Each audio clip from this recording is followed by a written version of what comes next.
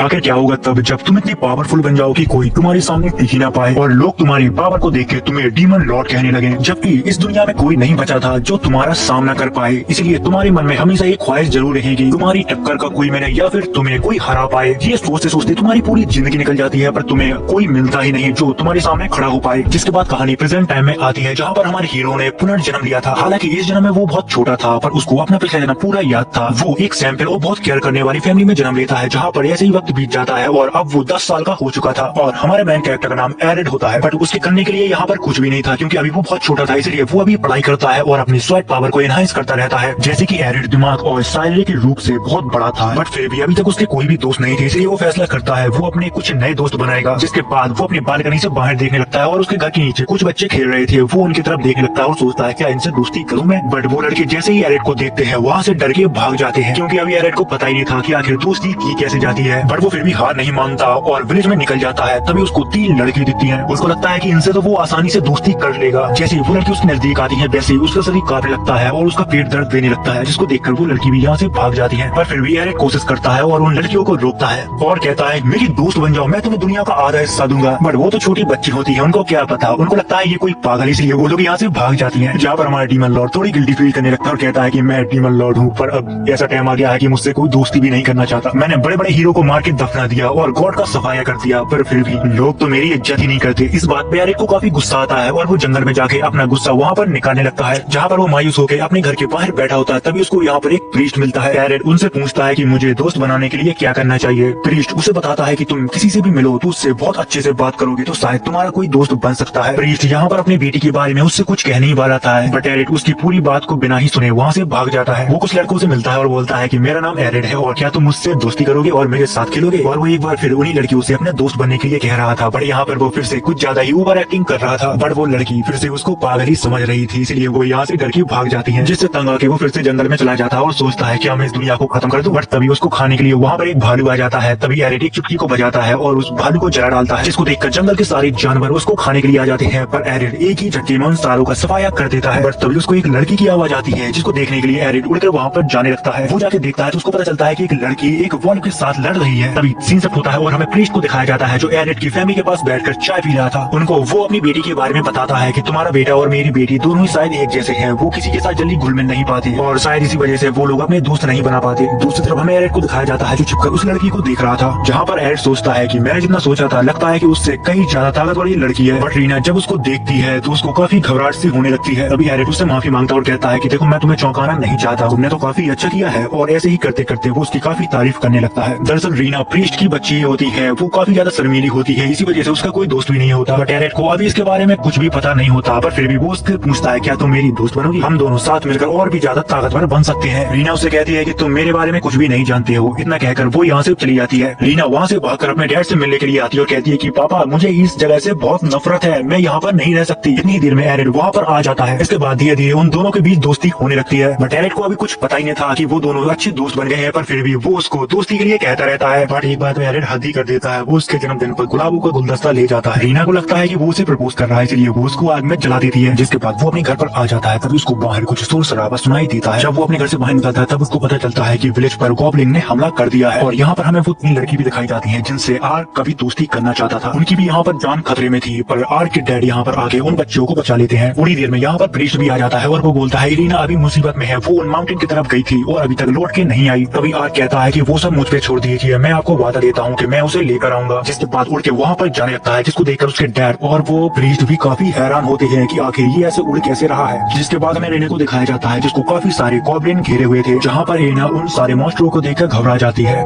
और अपने हथियार को डाल देती है, क्योंकि उसको उम्मीद ही नहीं थी कि वो शायद आज जिंदा भी बच सकती है। और वो कहती है कि ठीक है तो फिर तुम लोग आगे आओ और जो मेरे साथ करना चाहते हो वो कर सकते हो, वैसे भी मेरी जिंदगी नर्क से बेकार ही थी। जिसके बाद सुनकर वो सारे गॉब्लिन खुश हो जाते हैं। तभी वहाँ पर एक पावर का बहुत बड़ा धमाका होता है, जिससे वो सारे गॉब्लिन दूर फिर जाते हैं। और ये धमाके किसी और ने नहीं, एरिड ने ही किया था। तभी रीना उससे कहती है कि तुम यहाँ पर क्यों आए, तुम्हें यहाँ से भाग जाना चाहिए वरना तुम भी मारे जाओगे। पर तभी पलक झपकती है, वो सारे गॉब्लिन को खत्म कर देता है, क्योंकि वो था तो एक डीमन लॉर्ड ही, अब सिर्फ गॉब्लिन का बॉस ही बचा हुआ था। जब वो बॉस उसकी आंखों को देखता है तो उसकी फट जाती है और यहाँ से वो भागने लगता है। बट एरिक उसका भी सफाया कर देता है। एरिना यहाँ पर उसको दोस्त इसलिए नहीं बनाना चाहती थी क्योंकि पास्ट में उसके साथ बहुत कुछ गलत हुआ है। उसके सारे दोस्तों ने उसको धोखा दिया। एरिक उसे बताता है कि मेरी जिंदगी तुमसे ज्यादा कुछ अलग नहीं है, मेरे साथ भी कुछ ऐसा ही हुआ। और फिर ऐसे दोनों के बीच अब अच्छी दोस्ती हो जाती है, जिसके बाद हमें कुछ साल बाद का सीन दिखाया जाता है जहाँ पर अब वो दोनों ही काफी बड़े हो चुके थे। अरीना अब सुबह सुबह से आर्ट को जगाने के लिए आई थी, पर वो उसके साथ ही उसके बिस्तर में ही सो जाती है। अब इससे हमें ये तो पता लग रहा कि अब इन दोनों की दोस्ती बहुत ज्यादा गहरी हो चुकी है। जिसके बाद जब आर्ट की आंख खुलती है तो तब वो एकदम से सौग रह जाता है और कहता है कि तुम्हें शर्म नहीं आती एक लड़की के साथ ऐसे सोती हुई।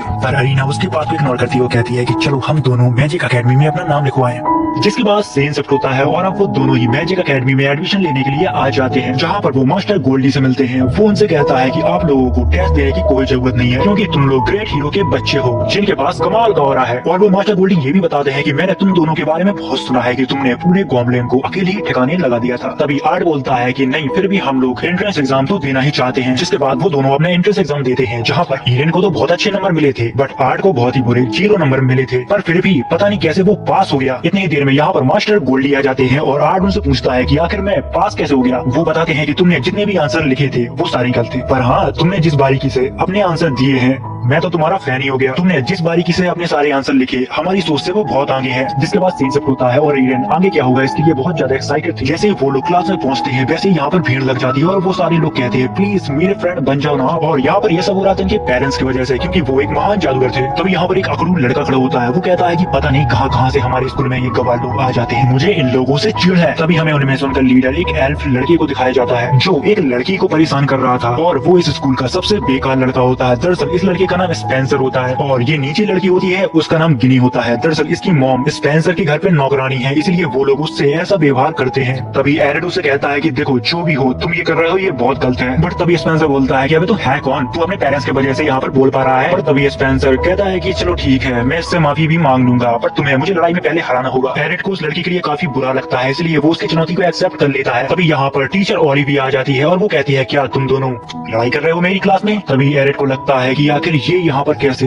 पिछले जन्म में जब मैं डीमन लॉर्ड था तब ये मेरी लेजेंडरी कमांडर थी, मुझे इससे बचकर रहना होगा वरना ये मुझे पहचान लेगी। जिसके बाद ओलिविया बोलती है चलो ठीक है मैं तुम दोनों का एक मैच रखती हूँ। जिसके बाद सीन शिफ्ट होता है और अब वो सारे लोग ग्राउंड में आ जाते हैं जहाँ पर स्पेंसर और एरिड के बीच एक फाइट मैच होने वाला था। बट यहाँ पर सबसे ज्यादा दिक्कत तो ये थी कि एरिड को अपनी पावर को बहुत ज्यादा छुपाना पड़ेगा वरना ओलिविया उसको पहचान लेगी। तभी स्पेंसर कहता है तो फिर ठीक है अब तो मेरे तगड़े मैजिक का सामना करो। बट उसके सामने ये मैजिक इतना ज्यादा कम था कि उसको एक खरोच भी नहीं आई थी। एरिड उसका मजाक उड़ाने लगता है और कहता है कि तुम्हारे इतना घटिया मैजिक मुझे तो एक खरोच भी नहीं आई। ये बात स्पेंसर को बहुत ज्यादा बुरी लग जाती है और वो अपना पूरी ताकत एक मैजिक में डाल के उसके ऊपर अटैक कर देता है। बट उसका मेगा फायर अटैक ही उसके सामने फुस हो जाता है। तभी एरिड कहता है तो फिर ये उसकी बम मेगा फ्लेयर था, पर मैं तुम्हें असली मेगा फ्लेयर दिखाऊंगा। जिसके बाद स्पेंसर उसके ऊपर एक और अटैक करता है और ये अटैक उसके लिए आखिरी अटैक होता है। बट एरिड अपने सामने एक प्रोटेक्शन लेयर बना लेता है जिससे उसका मैजिक उसको चीर के अंदर नहीं जा पाता है। ये सब होने के बाद एरिड असली गीगा फ्लेयर को दिखाता है जिसको देखकर पूरा माहौल ही हिल जाता है। और दूसरी तरफ लेडी ओलिविया भी इस मैजिक को बड़ी ही ध्यान से देख रही थी। स्पेंसर उसका इतना खतरनाक मैजिक देख के उससे माफी मांगने लगता है और कहता है कि मैं उससे भी माफी मांग लूंगा। जिसके बाद एरिड उसके पास जाता और कहता है कि देखो तुमने जो भी किया है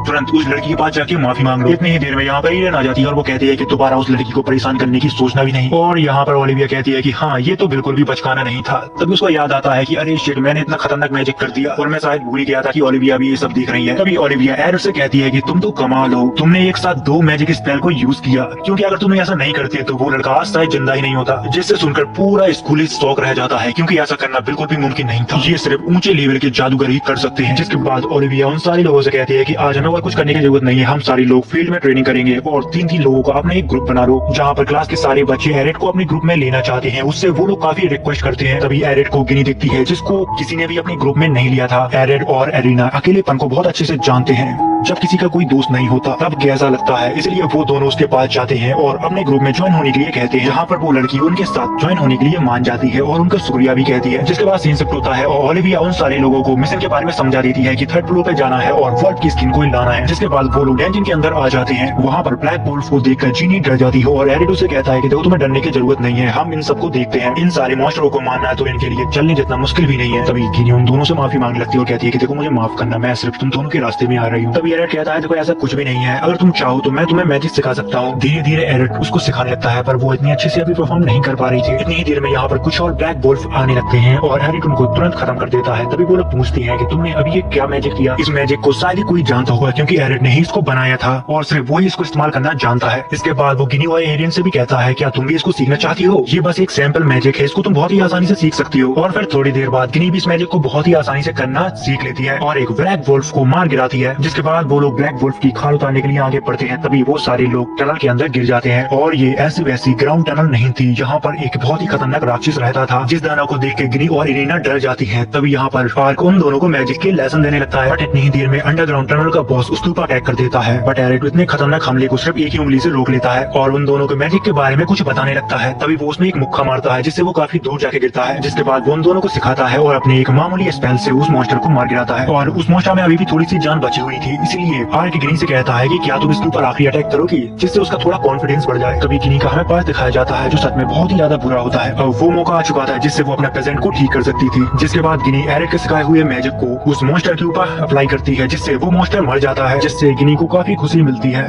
जिसके बाद वो लोग लौट आते हैं। तभी मास्टर गोल्डी एरिट को अपने पास बुलाता है और उससे कहता है हमारे यहाँ एक स्टूडेंट बैटल होने वाली है और मैं चाहता हूँ कि तुम उसमें भाग लो क्योंकि हमारी एकेडमी सरकारी एकेडमी है, क्योंकि हमारी एकेडमी में इतना ज्यादा अच्छा फंड नहीं आता कि हम इसको बहुत ही अच्छे से चला पाए। अगर तुमने उस बैटल में बहुत अच्छा प्रदर्शन किया तो तुम उनके सामने हमारी एकेडमी की मांग रख सकते हो। एरिट उसके ऑफर को मना तो करना चाहता था पर वो भी क्या करता, एकेडमी का सवाल था, इसलिए वो उसको हाँ कर देता है। जिसके बाद एरिट यहाँ से चला जाता है। तभी उसको गिनी मिलती है और गिनी उसे डेट पर जाने के लिए कहती है और डेट के सुनते ही मन में पता नहीं क्या क्या सोचने लगता है। फिर बाद में उसको रियलाइज होता है कि आखिर ये मेरी जैसी लड़की के साथ आखिर क्यों डेट पर जाएगी और फिर वो उसको मना ही करने वाला था, पर उसके मासूम से चेहरे को देखकर वो उसको मना नहीं कर पाता। इतनी देर में यहाँ पर इरीना आ जाती है और वो बोलती है कि तुम लोग किस बारे में बात कर रहे हो, मुझे भी तुम लोगों के साथ डेट पर जाना है। इससे गिनी को बिल्कुल भी बुरा नहीं लगता, उसको लगता है कि आर्ट जैसे पॉपुलर लड़की को 6 से 7 गर्लफ्रेंड बनाकर डेट पर जाना चाहिए। जिसके बाद सीन शिफ्ट होता है और वो तीनों ही डेट पे आ चुके थे, जहाँ पर एरिट सोचता है कि अरे यार 2 लड़कियों के साथ घूमना कितना अच्छा लगता है। और फिर सीन शिफ्ट होता है जहाँ पर वो थिएटर में डीमन लॉर्ड का शो देखने के लिए आ जाते हैं, जहाँ पर डीमन लॉर्ड और गॉड के बीच फाइट होने वाली होती है, जिससे गिनी डरकर आर्ट से चिपक जाती है। उसी के साथ इरीना भी उसे चिपक जाती है, जहाँ पर ये दोनों ही चिपक गए थे। अब आर्ट के अंदर बहुत ही ज्यादा गंदी ख्याल आने लगी थी। वहाँ पर डीमन लॉर्ड और लेडिया के बीच कुछ बात चल रही थी, पर जिसको देखकर आर्ट सोचता है ये तो बिल्कुल ही उल्टा है, लेडिया ऐसी बिल्कुल भी नहीं थी,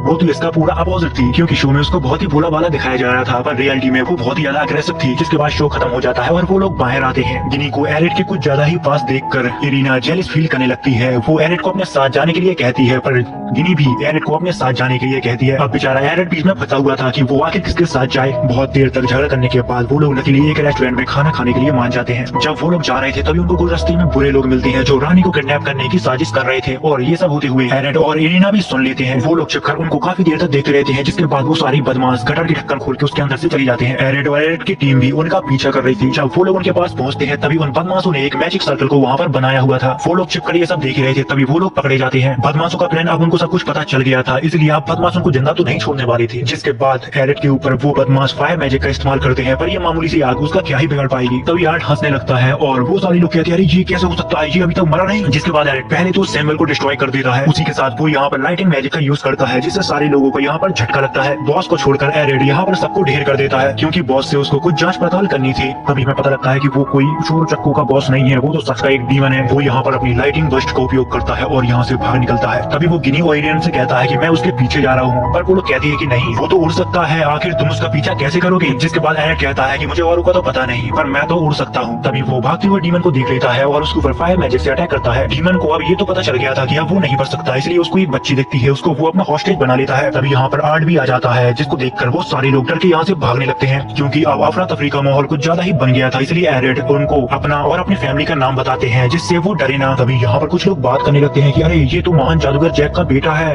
अब हमें कुछ भी नहीं होगा। तभी वो डीमन कहता है क्या तुम बकवास कर रहे हो, मेरे पास अभी एक बंदी बनाई हुई लड़की है, अगर तुमने कुछ किया तो मैं उसे मार डालूंगा। तभी एरिट कहता है कि अरे किस लड़की के बारे में तुम बात कर रहे हो। वो डीमन जब अपने हाथ की तरफ देखता है तो वो लड़की वहाँ से गायब हो चुकी थी। ये सब देखकर उस डीमन को यकीन नहीं होता कि आखिर उसने ये सब कब कर दिया। तभी वो डीमन आर्ट के ऊपर अटैक करता है और वहाँ से भाग जाता है और कहता है कि तुम मुझे कोई आम इंसान नहीं लगते। बट वो शायद भूल गया था जो भी आता है आर्ट से भिड़ा वो कभी बच नहीं पाया। आर्ट उसके ऊपर फ्लैश ऑफ वीवर का अटैक करता है जिससे उस डीमन का खात्मा हो जाता है और फिर इसी के साथ सारे लोग एरिट को शुक्रिया कहते हैं और हवा में उछालने लगते हैं। इतनी ही देर में यहाँ पर इरीना और गिनी भी आ जाती है और वो लोग कहते हैं कि लगता है कि हमने सारा मजा मिस कर दिया। जिसके बाद सीरीज होता है और रानी ने एरिट को अपने महल में बुलाया था उसको शुक्रिया कहने के लिए, क्योंकि उसने आम लोगों की मदद की और उनकी जान भी बचाई। तभी इरेना रानी से हाय कहती है, जिससे यहाँ के सारे लोग भड़क जाते हैं और कहते हैं कि तुम्हें तमीज नहीं है, रानी से ऐसे बात करते हैं। तभी हमें पता लगता है कि रानी और इरेना बचपन की बहुत अच्छी दोस्त हैं। तभी क्वीन सबसे कहती है कि देखो तुम लोग सब लोग शांत हो जाओ, ये मेरी बहुत ही अच्छी दोस्त है। तभी क्वीन कहती है कि मैंने तुम लोगों को यहाँ पर इनाम देने के लिए बुलाया है और इनाम के रूप में क्या तुम मुझसे शादी करोगे, जिसको सुनकर एरिड को झटका लग जाता है। तभी क्वीन कहती है कि आसान शब्दों में बोलूं तो मैं तुम्हारे बच्चे की माँ बनना चाहती हूँ। तभी एरिना बोलती है कि ये हर किस नहीं हो सकता, वो सिर्फ मेरा है। फिर रानी कहती है चलो ठीक है ये सब मजाक था, मैं तुम्हें इनाम के तौर पर पेंटागन क्लास की रैंक देती हूँ। बट एरिड उनको मना कर देता और कहता है कि मुझे कोई भी रैंक नहीं चाहिए, बस मेरे स्कूल को थोड़ा फंड दे दो। जहाँ पर रानी मान जाती है और कहती है कि तुम मुझे बहुत ही अच्छे इंसान लगी, इसलिए मैं तुम्हें दोनों ही देती हूँ। और उसी के साथ इरीना को भी वो पेंटागन क्लास का रैंक दे देती है। इससे हमें ये तो पता लग रहा है कि रानी के मन में अब छा गया है एरिड। जिसके बाद सीन कट होता है और हमें वही बदमाशों को दिखाया जाता है जो अब एरिड को मारने की प्लानिंग कर रहे थे। जिसके बाद सीन कट होता है और एरिड को हमें एकेडमी में दिखाया जाता है। तभी उसको एक लड़की यहाँ पर प्रपोज करती है। वो अपनी साथ डेट पे जाने के लिए एरिड से कहती है, बट एरिड उसको मना कर देता है और कहता है कि मैं अभी रिलेशनशिप में पढ़ना नहीं चाहता हूँ। दरअसल बात ये है कि एरिड बहुत ज्यादा पॉपुलर है और बहुत ज्यादा शक्तिशाली, इसलिए सारी लड़की उसको अपना बनाना चाहती है। तभी वो लड़की कहती है कि अभी तुम मेरी ऐसी खूबसूरत लड़की को नहीं जानते हो, एक रात मेरे साथ बिता लो, उसके बाद तुम खुद ही रिलेशनशिप में पड़ जाओगे। और ये सब होते हुए इरीना भी सुन लेती है और वो बहुत ज्यादा गुस्से में दिख रही थी, जिसको देखकर वो लड़की यहाँ से भाग जाती है। तभी एरिड एरीना से कहता है कि अच्छा हुआ तुमने मुझे बचा लिया, वरना मैं तो आज मारा ही जाता। एरीना उससे बात नहीं करती है, यहाँ से नाराज होकर वो चली जाती है। जिसके बाद सीन शिफ्ट होता है और हमें इस स्कूल के प्रिंसिपल मिस्टर गोल्डी को दिखाया जाता है। उसके पास एक टीचर खड़ी होती है जिसको वो बता रहा था कि मैं सोच रहा हूँ आर्ट को इस स्कूल का टीचर बना दूं, क्योंकि वो बहुत समझदार है और बहुत शक्तिशाली भी। पर मुझे पता है कि इससे ज्यादातर टीचर राजी नहीं होंगे और सबसे बड़ी मुसीबत तो ये है अगर टीचर राजी भी हो गए तब भी आर्ट तो नहीं मानेगा। तभी वो टीचर कहती है कि वो सब मुझ पर छोड़ दो, मैं उसको मना लूंगी। जिसके बाद हमें आर्ट को दिखाया जाता है जो इरीना के बारे में सोच रहा था कि आखिर वो क्यों मुझसे गुस्सा है। इतनी देर में यहाँ पर गिनी आ जाती है। उसने यहाँ पर कुछ ज्यादा ही खतरनाक कपड़े पहने हुए थे। वो यहाँ पर आर्ट के साथ कुछ नोटी करने के लिए आई थी। दूसरी तरफ हमें इरीना को दिखाया जाता है जो आज के अपने बर्ताव को लेकर काफी गिल्टी फील कर रही थी। वो डिसाइड करती है कि आज जो भी हुआ उससे वो माफी मांगेगी। वो कुछ ही देर बाद आर्ट के घर पर जाने वाली थी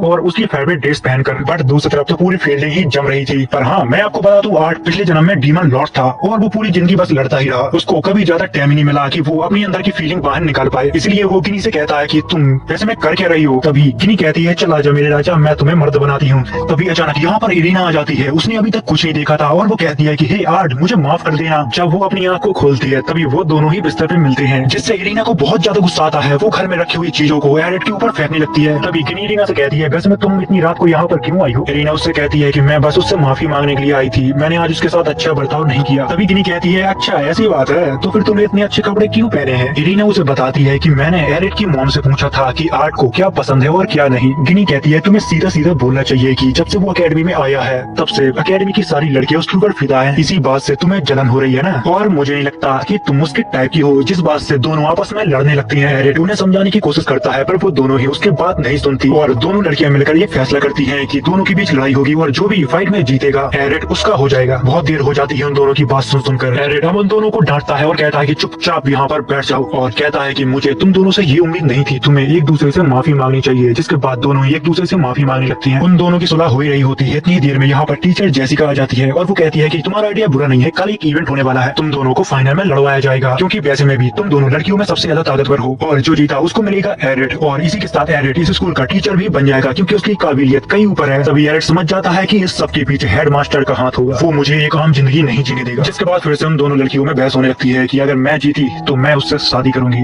तभी दूसरी बोलती है नहीं मैं जीतूंगी और मैं उससे शादी करूंगी। जिसके बाद हमें अगले दिन का सीन दिखाया जाता है। अब इवेंट शुरू हो चुका था और इस सिटी के बहुत से लोग इसको देखने के लिए आए थे, जहाँ पर कमेंटेटर में प्रीस्ट और एरिड की फैमिली भी होती है, जहाँ पर हमें देखकर पता चलता है कि एरिड की फैमिली को इसमें कोई दिलचस्पी नहीं है। पर हाँ, एरिड की मॉम को यहाँ पर लड़कियों का कुछ और देखने में कुछ ज्यादा ही इंटरेस्ट होता है। मैं उसको नहीं बताऊंगा क्योंकि छोड़ो, जिसको देखकर एरिड काफी परेशान होता है और वो कहता है कि मेरे पेरेंट्स वाकई में बहुत बेकार हैं, ये तो मानना पड़ेगा। जिसके बाद अब इरीना की बारी थी, जिसको देखकर एरिड प्रेयर करने लगता है कि हे भगवान बस ये हारे ना। तभी वो लड़की इरीना की आते ही उसके ऊपर फायर मैजिक से अटैक कर देती है। तभी इरीना एरिड का सिखाया गया हुआ मैजिक का उपयोग करती है, उस लड़की की अंदूरी बना देती है। इसी के साथ विजेता होती है इरीना। अब दूसरा मैच जेनी और एक दूसरी लड़की के बीच होने वाला था और फिर इसी के साथ काफी कैंडिडेट आते हैं, पर वो जेनी और इरीना से कभी जीत ही नहीं पाते हैं। अब वो दोनों फाइनल में आमने सामने होते हैं। अब उन दोनों की लड़ाई होने वाली थी क्योंकि वो दोनों ही फाइनल में पहुंच गई थी। अब उन दोनों के बीच लड़ाई होने वाली थी, पर तभी एरिड को कुछ यहाँ पर गलत महसूस होता है। तभी हमें पब्लिक में कुछ लोगों को दिखाया जाता है जो डीमन बन जाते हैं और ये पब्लिक के बीच हर जगह होते हैं, जिसको देखकर यहाँ पर डर का माहौल बन जाता है। लोग यहाँ से वहाँ भागने लगते हैं, जिसके बाद वो डीमन यहाँ पर तबाही मचाने लगते हैं। तभी उनको खबर लगती है कि पूरी सिटी पे के डीमनों ने अपना कब्जा कर लिया है।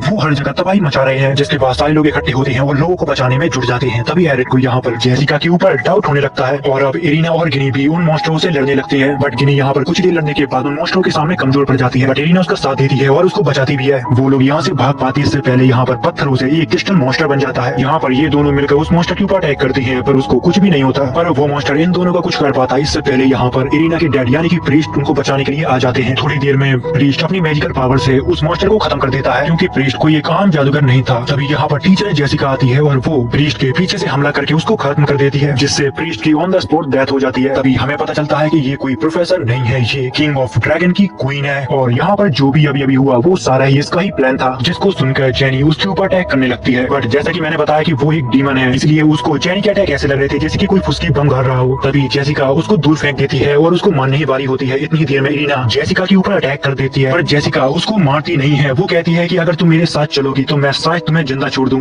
इरीना को पता था अगर वो इससे लड़ेगी तो वो इन दोनों को भी खत्म कर देगी, इसलिए वो कहती है ठीक है तुम मुझे अपने साथ ले जाओ और गिनी को कुछ भी मत करना, मुझे अपने साथ ले चलो। आखिर प्रोफेसर जेसिका इरीना को अपने साथ आखिर क्यों ले जाना चाहती है वो हमें कहानी के आगे पता चलेगा। जिसके बाद सीन शिफ्ट होता है और हमें इरीना के फादर को दिखाया जाता है, जिसको लकीली बचा लिया गया था। वो बताता है कि इरीना किडनैप हो चुकी है, उसको किडनैप करने वाला किंग ऑफ ड्रैगन जाक है। यहाँ पर सभी लोग इकट्ठे होकर फैसला करते हैं कि इरीना को बचाना चाहिए। तभी हेडमास्टर कहते हैं कि अगर तुम उसे बचाने जाओगे तो उसको कुछ भी नहीं होगा, क्योंकि तुम्हारी ताकत उसकी ही जितनी है। तभी आर्ट के डैड बोलते हैं कि हाँ ये मेरा बेटा है, ये बाकी उसको बचा लेगा। तभी सीन फ्लैशबैक में शिफ्ट होता है, जहाँ पर उन्हें वादा किया था कि वो कभी एक दूसरे को छोड़कर नहीं जाएंगे, हमेशा एक दूसरे का साथ निभाएंगे। तभी हमें इरीना को दिखाया जाता है जो मैजिक से बंधी हुई थी। तभी वहाँ पर आवाज आती है और टीचर जेसिका उससे कहती है कि तुम कैसी हो मिस इरीना, थोड़ी ही देर में तुम्हारे ऊपर रिचुअल स्टार्ट होने वाला है। तभी हमें जेसिका की चेहरे को दिखाया जाता है, जिसने अब डीमन की फॉर्म ले चुकी थी। जेसिका यहाँ पर इरीना के ब्लड के बारे में कुछ बात कर रही थी, पर इरीना को अभी कुछ भी समझ में नहीं आया था। जेसिका उसे बताती है कि तुम वो चीज देख सकती हो जिसको कोई भी नहीं देख सकता, और तुम एक ऑर्फन से आई थी जो केओस में है। वो लोग अपना खून सैक्रिफाइस करते थे इविल गॉड को, ताकि भयानक मॉन्स्टर बाहर आ पाए। अगर आपको आसान शब्दों में बताऊं तो ऐसा करने से वो अपने मन मुताबिक इस दुनिया को रूल कर सकता है। तभी इरीना कहती है कि आर्ट यहाँ पर आएगा और वो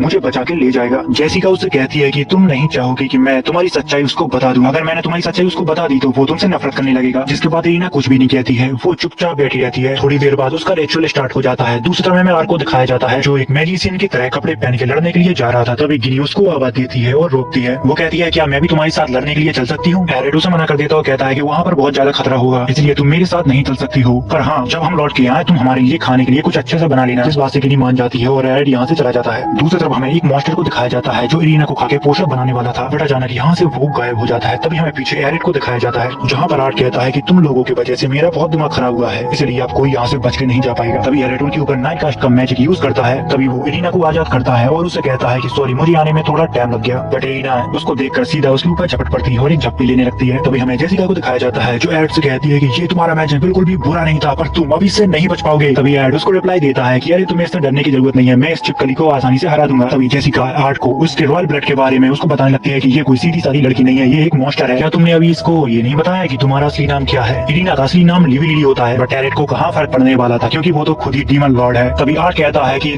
इससे क्या फर्क पड़ता है कि ये भगवान की पूजा करे कि शैतान की, मेरी नजर में तो ये एक बहुत ही अच्छे दिल की लड़की है, मेरी नजर में ये बिल्कुल भी मॉन्स्टर नहीं है, मॉन्स्टर तो मेरी नजर में तुम हो। तभी जेसिका को यहाँ पर काफी बुरा लगता है, क्योंकि उसकी एक भी चाल काम नहीं कर रही थी। तभी वो उसके ऊपर अटैक करने लगती है। जेसिका कहती है कि नामुमकिन, मेरे हमले से अब तक कोई डिफेंस नहीं कर पाया। तभी आर्ट उसके ऊपर फायर मैजिक से अटैक करता है, बट वो भी कोई आम डेविल नहीं थी, वो अपनी शक्तियों को बहुत ज्यादा स्तर तक बढ़ा लेती है। तभी आर्ट उसके ऊपर फेंक अपनी मैजिक स्टिक मारता है। जेसिका यहाँ पर आसमान में जाके गिरती है, पर वो भी जानता था कि ये लड़ाई इतनी जल्दी खत्म नहीं हो सकती। तभी हमें जेसिका को दिखाया जाता है जो अपने असली फॉर्म में यानी कि ड्रैगन के फॉर्म में आ गई थी। उससे बचने के लिए आर्ट यहाँ पर एक प्रोटेक्शन लेयर बनाता है और इरीना से कहता है कि तुम इस मैच को ना ही देखो तो ही तुम्हारे लिए अच्छा है, क्योंकि ये बहुत घातक होने वाला है। अभी यहाँ पर आर्ट अपने असली फॉर्म में आने लगता है और उस ड्रैगन के ऊपर the story of lonely king का अटैक करता है, जिसका और ब्रह्मांड तक जा रहा था, जिसको देखकर वो डीमन कहती है कि आखिर ये क्या है, मैंने आज से पहले इतनी ताकतवर चीज नहीं देखी। उस ताकतवर चीज से एक स्वैड बाहर निकलती है, जिससे एड उसके सामने खड़ा हो जाता है और बोलता है जब बेटा तुझे खेलना सिखाऊं। और हाँ मैं आपको बता दूं जो ये स्वैड होती है वो लीडिया होती है, जो डीमन लॉर्ड की गर्लफ्रेंड थी। और आर्ट भी यहाँ पर उसके बाल व्हाइट हो जाती है जैसे कि डीमन लॉर्ड के हुआ करते थे। यहाँ पर हमें ये तो पता चल जाता है कि आर्ट अपनी असली फॉर्म में आ चुका है और अपने एक ही अटैक से उसको मौत की कगार पे पहुंचा देता है और उसे पूछता है तुम्हें किसने यहाँ पर भेजा था, कौन है तुम्हारा बॉस? पर वो ड्रैगन किंग कहाँ ही मानने वाला था, वो उसके ऊपर अटैक करने लगता है। तभी आर्ट उसके ऊपर एक और अटैक करता है, जिसके बाद यहाँ पर एक बहुत ही खतरनाक ब्लास्ट होता है और उसी के साथ वो ड्रैगन खत्म हो जाता है। जिसके बाद आर्ट इरीना से कहता है कि चलो अब ये सब कुछ खत्म हुआ, चलो घर चलते हैं। तभी इरीना उससे हंस कर बात करती है और मन ही मन में सोचती है कि मुझे बहुत ताकतवर बनना होगा, क्योंकि इसकी सच्चाई अब मेरे सामने आ चुकी है। इसके बाद आगे चल के रीना क्या करेगी वो हमें अगले पार्ट में पता चलेगा। अगर आपने यहाँ तक हमारी वीडियो देखी है तो भाई दिल से शुक्रिया। यही मान लो कि ये मेरे चैनल की पहली वीडियो है, तो भाई कुछ भी गलती हुई होगी तो भाई माफ करना। तो फिर मिलते हैं अब इसके अगले पार्ट में।